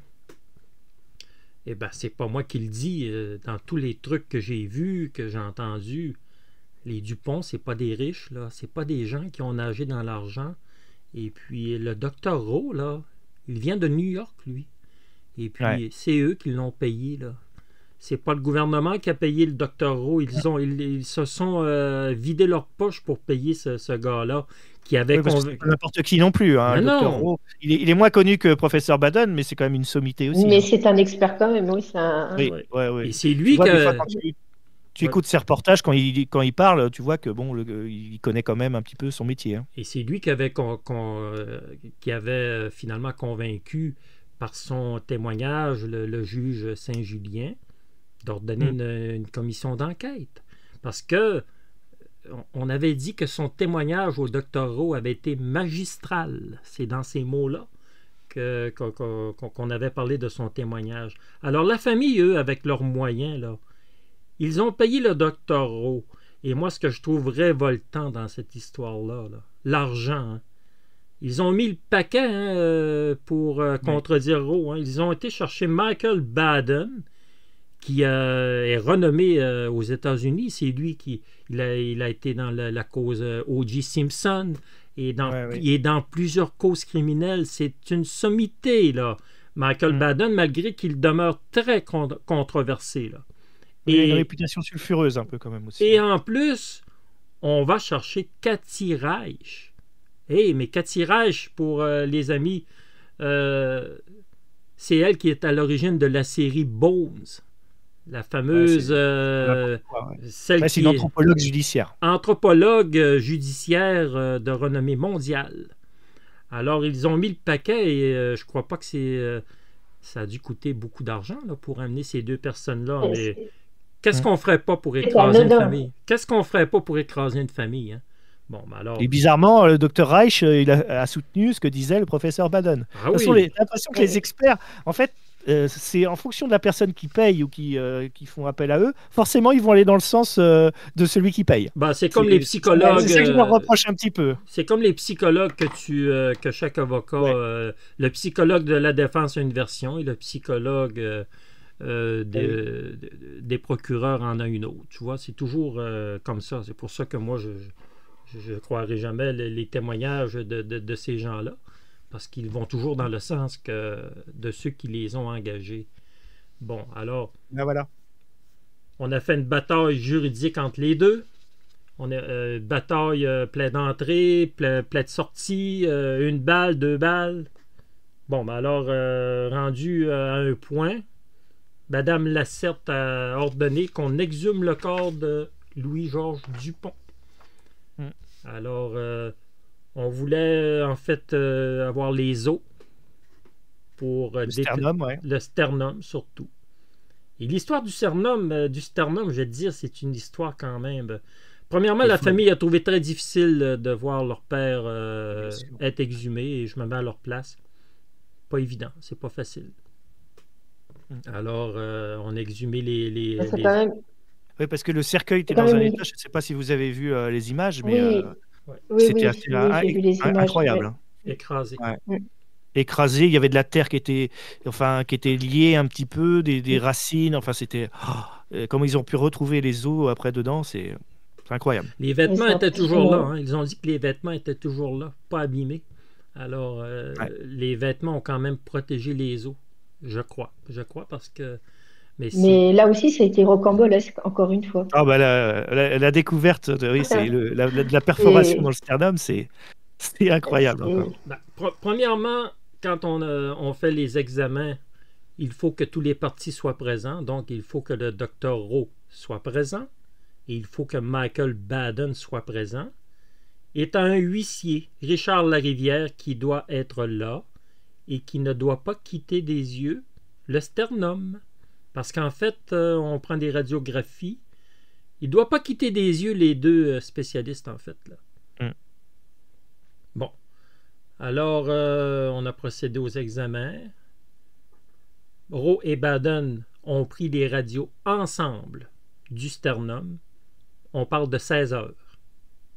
Oui. Alors, il faut juste souligner que, en fait, la thèse s'il y a une thèse du suicide, elle défend le fait que, normalement, le sternum, il doit y avoir un trou, il doit y avoir une perforation, alors que si c'était un assassinat, il n'y aurait pas forcément de perforation au niveau du sternum. Donc, c'est là que c'était important de radiographier précisément le sternum, cet os-là. Bon. Rowe s'en retourne à New York, il croit que c'est terminé. Une fois que Rowe est parti, en tout cas, c'est la version qu'on a. Oui. Pendant que Rowe est parti, Baden s'isole avec le sternum. Alors là, je voudrais bien que Richard Larivière, s'il est toujours en vie, m'explique pourquoi il a laissé le docteur Baden. Alors, moi, ce que j'ai, c'est que là, M. Larivière, il a dit qu'il ne pouvait pas être en même temps à surveiller le corps, enfin les autres os, et à regarder le passage au rayon X du sternum et à surveiller le docteur Baden. En fait, ce qui a mis le bazar, c'est que le docteur Rowe, lui, il a voulu partir, il voulait prendre son avion. Oui. Parce que pour lui, l'affaire était pliée, ils avaient déjà radiographié le sternum, ils n'avaient rien trouvé. Oui. Donc lui, il a dit, de toute façon, il n'y a rien au sternum. Il n'y a pas de trou. Bah oui, et donc il a laissé, l'huissier aussi, il a dit que oui, il y a eu un problème pendant quelques minutes. Le professeur Baden s'est retrouvé seul dans le petit labo, et bizarrement... miracle, il trouve un trou. Mais oui, il y a une perforation. À 17h25, à 17h25, il y avait un trou, et ça, c'est pas impossible. C'est pas impossible, mais... Non. Ce qui est bizarre, c'est encore une fois, c'est pas impossible, c'est exceptionnel, mais ça arrive encore dans notre dossier. Oui, exactement. Voilà. Exact. Et lui, il a dit, mais oui, alors après, il a expliqué, bien sûr, tu vois, ça c'est des débats d'experts, il a expliqué pourquoi. Donc c'était en plus une perforation qui était rectangulaire, je crois. Donc, le docteur Reich, lui, il a soutenu la thèse du Baden en disant que c'était pas du tout Baden qui avait pu faire le trou, parce qu'on aurait pu l'accuser, bien sûr, les mauvais esprits, en disant que c'est lui qui a un petit peu bidouillé le sternum, mais que les fractures étaient, le trou a été fait dans une ossature fraîche, donc ça avait été fait à l'époque en 1969. Et Michael Alors Baden... que le docteur Rowe, lui, il a dit... Le docteur Rowe, il a dit, mais c'est quoi ça? En gros, cette perforation, ça apparaissait nulle part. Et que donc ça apparaissait pas au rayon X. Et que en plus, le diamètre du trou, pour lui, n'était pas compatible avec, je crois que c'était un calibre de 38 mm de l'arme. Et alors, le professeur Baden, ça lui, ne il a fonctionne dit, pas. Et il a dit, oui, mais un os, ça peut se rétracter. Ça Oui, veut ça dire peut que rester. à Et là, l'époque, s'il donc, il y a eu la rétrécit, perforation. Il y a eu la ouais. perforation, donc ça faisait plus forcément, le trou faisait plus que 38 mm, parce que c'est le calibre de la balle. Mais qu'après, avec le temps, bah, le trou il s'était rebouché un petit peu, tu vois. En fait, Ah ouais. ils disent ce qu'ils veulent, quoi, en fait. Ouais. Normalement, la balle, elle pouvait pas rentrer dans le trou, c'était impossible. Ben voilà, c'est ce qu'a dit le Donc, docteur O. Il dit, mais non, il y a aucune, eh c'est oui. un os comme ça se rétracte pas, hein. Il y a le trou est fait, et voilà, il est fait, quoi. Il n'y En, a pas une calcification qui se fait en plus après la mort.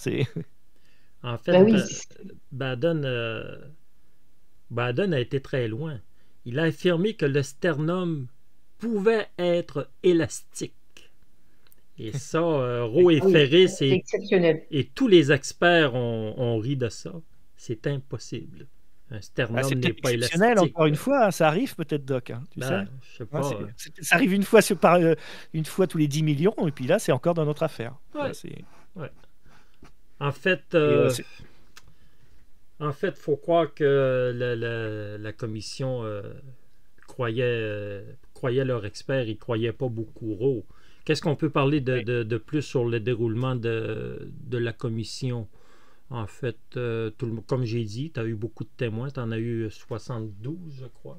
Et tu as eu Ouais. 24 jours. Alors, c'est une commission quand même qui a été au fond des choses, qui a entendu beaucoup de témoins. On a beaucoup parlé de la théorie de la seconde balle, hein, c'est pour ça que justement le corps a été exhumé.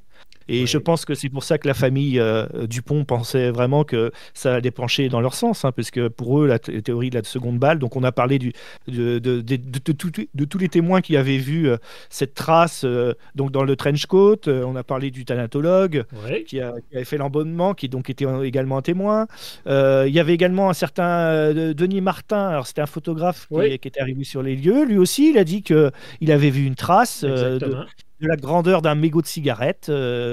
Voilà, là où les autres personnes avaient vu également la même chose. Et je crois qu'il y avait également un autre témoin, c'était un certain Pierre Noël, qui était le mari D'une d'une d'une des une filles fille du temps. de Dupont. Hein. Ouais, Et lui, il a dit qu'en 74, lui aussi, il avait vu le trench coat et il avait vu cette trace. Alors après, c'est la famille, donc tu peux toujours te dire que ça peut être orienté, mais bon, ah oui, ça fait quand même beaucoup de personnes qui auraient vu cette trace-là, qui pourraient indiquer qu'il y avait effectivement une seconde balle. exactement. Donc, toute cette enquête-là, en fait, cette commission d'enquête-là, et avant qu'on arrive à la conclusion de l'enquête, quand la commission d'enquête a été ordonnée là, par le juge Saint-Julien, il y a maître Daniel Jacobi qui a dit aux frères Dupont, si vous vous en allez dans une commission d'enquête, vous allez à l'abattoir. Il leur a dit ça avant la commission. Et ça, c'est un enregistrement, là. Ça existe. On l'entend le dire. Vous allez à l'abattoir. Ça, là, Alors, pourquoi il leur a dit ça? C'est bien qu'il y avait quelque chose qui ne collait pas. ça m'interpelle énormément. Pourquoi lui, il dit ça aux frères? Vous allez à l'abattoir. Donc, il est en train de leur dire, vous perdez votre temps. Malgré toute l'enquête, la commission qui s'est faite, qui a l'air d'être très sérieuse, là.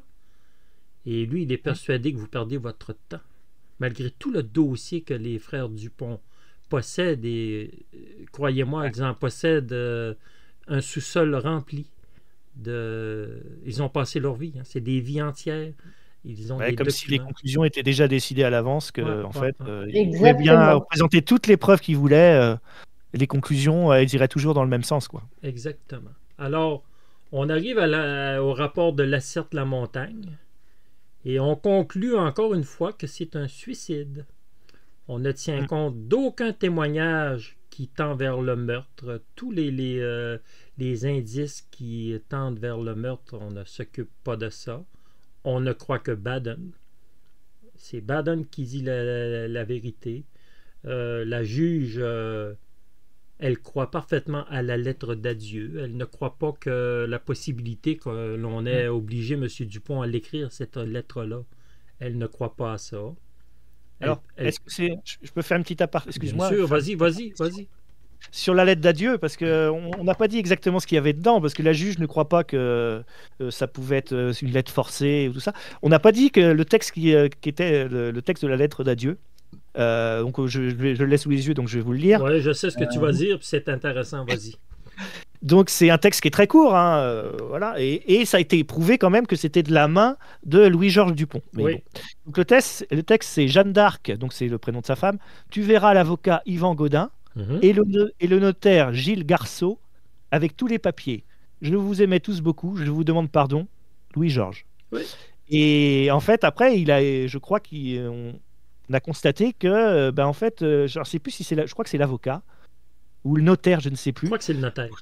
C'est le notaire. Qu'en fait, le notaire Gilles Garceau, en fait, il s'occupait pas du Il tout s'est jamais occupé d'eux. des papiers de la famille Dupont. Alors ça, c'est Donc, un c'est très indice. bizarre. Ça, Pour une c'est lettre un d'adieu. indice, ça, c'est un Ben vrai oui, quand même. indice. Ben, c'est un message. C'est un message de Louis-Georges Dupont, ça. Ouais, je suis d'accord avec toi là. Ouais. Parce que Ben quand oui, on te fait écrire quelque chose sous la contrainte, on te dit bah écoute, tu vas. Ouais. Imaginons, hein, bien sûr, on est toujours dans le conditionnel. Mais imagine, on te fait écrire une lettre sous la contrainte comme quoi tu vas te suicider. On te dit bah tu mets le nom de ton avocat et tu mets le nom de ton notaire pour dire tu d'occuper des papiers. Ouais. Peut-être que lui, il a mis un petit message. Peut-être que l'avocat c'était effectivement Yvan Gaudin, mais il a dit le notaire, je vais en mettre un autre. Et comme ça, ils verront que si tu veux, C'est pas moi. j'étais sous la menace. Ben oui. Oui. C'est un petit peu, tu sais, quand ça marche quand tu as des systèmes d'alarme. Par exemple, tu es abonné à une boîte qui travaille dans les alarmes. Il y a quelqu'un qui vient chez toi, il y a une intrusion chez toi, et puis il te séquestre un petit peu. Et puis, à un moment, l'alarme se déclenche, et puis la société, elle dit, écoutez, donnez-moi votre code.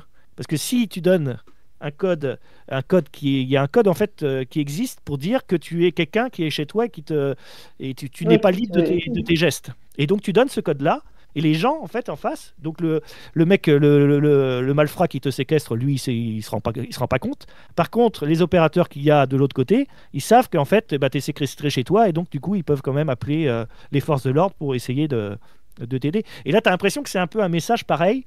Ça pourrait être pareil, c'est peut-être un truc sorti de ma tête, mais que Louis-Georges Dupont, il aurait pu mettre comme ça un petit indice pour dire écoutez, c'est pas de mon propre fait, c'est pas vraiment ce que je voulais Voilà, faire c'est ça. pour me suicider.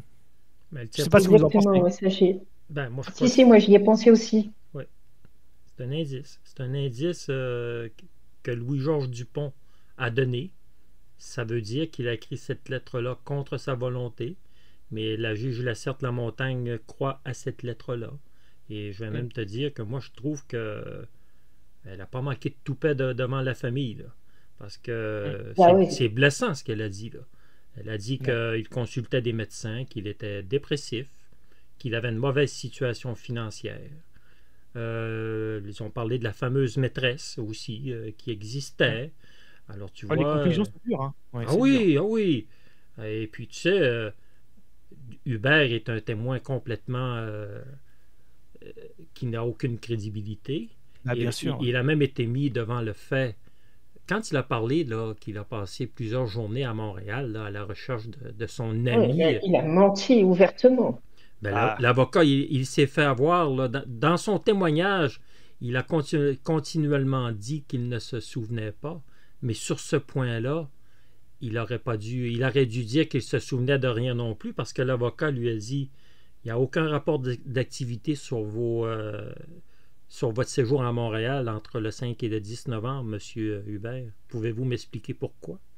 Tu es censé avoir un rapport d'activité sur tes déplacements, tu as un compte de dépenses et puis tu vois. Eh bien oui. Il n'y a aucun rapport d'activité. Donc ça prouve une fois de plus qu'il n'a jamais été à Montréal entre le 5 et le 10. Ouais. Donc, je pense qu'il s'est fabriqué, comme disait Sylvie, un alibi. Quoi. Il s'est fabriqué une histoire pour dire que dans cette période-là, il ne pouvait pas être. Je pense qu'on va faire la transition dans pas longtemps sur Jean-Pierre Corbin, une histoire de chalet. Ouais. Il ne pouvait pas être sur les lieux à ce moment-là, puisqu'il était à Montréal. Donc c'est l'affaire qui tombe bien. Quoi. Moi, je vais t'avouer que Sylvie m'a fait prendre conscience aujourd'hui que le séjour de Hubert à Montréal était un alibi. J'y avais pas pensé. Depuis toutes les années que je regarde ce truc-là, c'est vrai. C'est vrai, Sylvie, tu as raison. C'est un alibi. C'est un alibi parfait. Il était à Montréal. Et quand on sait qu'il n'y a pas de rapport d'activité sur son séjour, la maîtresse, moi, je mets ça beaucoup en doute. Là. On ne l'a jamais vue, cette femme-là. Tu vois, toutes les inventions qu'il a amenées. Tu as besoin de rester 4 jours quand même. Il y a limite, il part un jour, C'est voire ça, 2 maxi, mais 4 jours à Montréal pour ça. C'est quand même énorme. Hein. C'est à côté. Qu'est-ce qu'il fait à Montréal à part chercher la maîtresse? Il faut pas 4 jours. Hein. C'est à 1h30 de voiture, Montréal de Trois-Rivières. C'est à côté. C'est pas long, 1h30. Là. Tu couches pas à Montréal, tu t'en retournes à la maison. C'est à côté. En tout cas. Ah bah non, lui, il a dit qu'il avait fouillé dans les rues, aux alentours. Fouiller au hasard, quoi. Tu fouilles dans les rues de Montréal comme ça. Voilà, c'est ça, pour retrouver... Un peu comme Georges Marquis, au cas où tu vois quelque chose. Voilà, c'est ça. Voilà. Et puis la juge Lacerte, elle dit, et ça je trouve que c'est presque des idioties, elle dit qu'il n'y a pas de preuve qu'on en voulait à Louis-Georges Dupont. Ah oui, alors ça c'est exceptionnel. C'est allé loin quand même. C'est allé loin. Après une commission, elle dit qu'il ne peut pas y avoir de menace. Ou qu'on voulait le tuer, il n'y a pas de preuve de ça, mais bon Dieu, ça prend quoi là? Parce que elle, en fait, la commission ne tient pas compte des oui-dire. C'est ce que je vous disais au début de notre conversation. Elle considère... Oui, c'est bien certain que je confirme qu'un témoignage, ça demeure un témoignage. Les gens peuvent dire ce qu'ils veulent, oui. Mais quand tu as une somme de témoignages qui vont dans le même sens, ce n'est plus des oui-dire. Alors, si les témoignages seraient tous considérés comme des oui-dire, ben, les prisons seraient vides. Il n'y aurait personne dans les prisons. Un témoignage qui est solide, qui est fait par une personne insoupçonnable, se doit d'être pris au sérieux. Et tous les témoignages... Vas-y, Sylvie. Vas-y. Surtout quand on a plusieurs, et quand tu as plusieurs personnes qui te disent exactement la même chose, tu ne peux plus dire que c'est du oui-dire. C'est une preuve, c'est un fait. Voilà. C'est un fait comme un autre. Ouais. Tu ne peux pas le mettre de côté. Il y a des choses contradictoires dans la commission Lacerte-Lamontagne, comme par exemple, elle parle de la situation financière de Louis-Georges Dupont en disant que il était dans une situation financière précaire et que voilà, ça pouvait justifier le fait du passage à l'acte. Alors qu'il y a je crois, des études qui avaient été menées, des études indépendantes, en disant que non, Louis-Georges Dupont n'était pas dans une situation financière précaire. Et tu vois, là, il s'appuie dessus.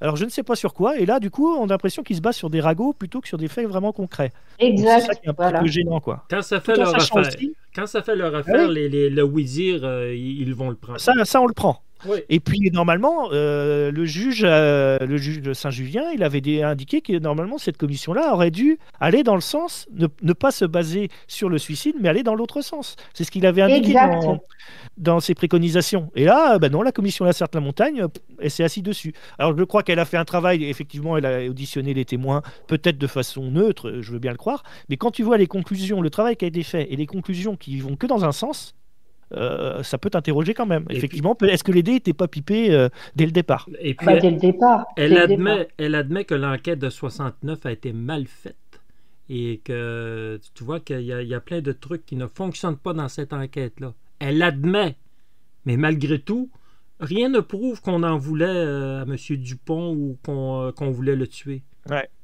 Moi, je sais pas, là, Et surtout qu'on n'a pas parlé d'un élément, ça va peut-être nous faire la transition, d'un élément majeur sur la théorie du chalet et de Jean-Pierre Corbin. Mais, à cette époque-là, il n'en était pas question du chalet. Oui, parce que c'est arrivé juste après, c'est ça aussi peut-être. Ouais. Mais je ne sais pas si ça aurait fait changer d'idée la commission, parce que c'est quand même quelque chose qui est important, quoi. Le chalet est important, mais moi je vais t'avouer que même si le chalet n'est pas dans l'histoire de Louis-Georges Dupont... Oui, il y a assez d'éléments sans le chalet. Je crois que depuis le début... là, on a assez de trucs depuis le début. Là. Ouais. Je sais pas, mais... Enfin, au moins, tu mets le doute. Donc, avec le doute, tu mets meurtre. Sans préméditation. Ou avec préméditation, mais en tout cas, il y a eu meurtre. Ouais, tu as l'impression qu'il y a une défense de l'institution, quoi. Parce que au départ, on a dit quand même que la mairie, ils n'avaient pas soutenu les policiers à l'époque, puisque, enfin, C'est peut-être pas tout le monde de la mairie, mais puisque justement ils les ont poursuivis et puis qu'ils ont été radiés et tout ça. Mais quelques années plus tard, eh ben, la mairie, elle veut pas aider la famille Dupont à obtenir des pièces. T'as l'impression il y a des retours en arrière. Il y a le fait que, attention, il faut peut-être pas trop fouiller parce que ça va mettre à défaut peut-être certaines personnalités ou peut-être le fonctionnement de la police locale et que voilà, on veut pas brasser un petit peu ce qui sent pas bon, quoi. Et puis, comme par hasard, personne ne pose problème à ce que l'affaire soit classée secret d'État sur 60 ans. Personne ne relève Ouais. cette chose qui est, mais déjà rien que ça justifie Alors le que si le fait dossier était qu'on ne propre et que puisse pas c'était dire que c'est un limpide, suicide. pourquoi Pourquoi mettre ça laisser ça voilà. dans l'ombre? Ouais. Parce que si tout va bien, les pièces qui manquent, eh ben, elles sont Oui. toutes dans ces secrets d'État. Les 20 autres photos du corps, Mm. tout y est. Je suis certaine que tout Oui, y est. oui. Si l'affaire est propre, vous n'avez pas d'affaire à nous cacher les Il n'y a dossiers aucune raison. et vous n'avez pas d'affaire à mettre un scellé de 160 ans si l'affaire est propre et qu'il s'est suicidé. Et Ben puis, oui, et le juge aurait dû relever ça. Je sais pas. oui, mais écoute, moi je crois que c'est, ben, pas je crois, c'est certain que la famille a été tellement déçue par tous leurs espoirs se sont envolés en 96. Malgré tout, ils ont continué le combat. Alors, tu vois, ils n'ont pas lâché. Mais cette commission-là, normalement, aurait dû rétablir les faits. Et monétairement, Exact. même si c'était 27 ans plus tard que le mal était fait, au moins monétairement, on aurait payé la famille. C'est encore un autre truc. Hein. La ville de Trois-Rivières n'a jamais voulu donner de documents parce qu'ils savent très bien que si les frères réussissent à prouver qu'il a été assassiné, ça va coûter très cher. Hein. Ah ben c'est des sommes astronomiques là. Oui. Ah oui, ça c'est clair. Mais au niveau du gouvernement, je crois que le gouvernement s'en tape. Là. Ça coûtera ce que ça coûtera parce que la commission Lacerte-Lamontagne a coûté très cher. Seulement faire Oui. venir Biden et Reich, là, et Madame Ah la oui. juge Lacerte, elle ne travaille pas au minimum. Hein. Alors, c'est 72 témoins, 24 jours. Ça prend des semaines de préparer une enquête comme ça. Ça coûte des millions et des Ouais, mais millions, ça. tu sais ce qu'on dit chez nous, quand tu veux étouffer quelque chose, tu déclares la Fini création par fait. d'une commission. Mhm, Donc, mhm. est-ce que c'est Exact. pas le fait qu'on dit on va faire un truc massif parce que ça commençait à remonter effectivement. Puis après, tu sais, il y a les phénomènes médiatiques. Hein, il faut pas que ça s'emballe. Oui. Donc, on va dire on va faire quelque chose de super sérieux. Et puis à la fin, bah, en fait, on va aller dans le même sens. On va certifier ce qui se faisait à l'époque, Voilà. même si on disait qu'il y a eu des petits manquements. Bon, tac, tac, tac. Mais on va Oui, dire qu'il n'y a oui. rien qui On va accoucher justifie d'une la thèse du souris. suicide. Mm. Et comme ça, on dira, c'est gravé dans le marbre, c'est avec des gens super sérieux, on a tout, il y a des auditions, et en fait, on n'a rien trouvé de, voilà, et puis comme ça, normalement, il y aura plus la famille n'aura plus rien à redire. En fait, les commissions Exact. d'enquête, je crois que c'est la même chose chez vous. En fait, une commission d'enquête n'a pas le droit de condamner personne. C'est simplement une commission d'enquête et on émet un rapport par la suite. On ne peut pas condamner un témoin pour outrage au tribunal. Ce n'est pas un tribunal, c'est une commission d'enquête qui n'a aucun pouvoir juridique.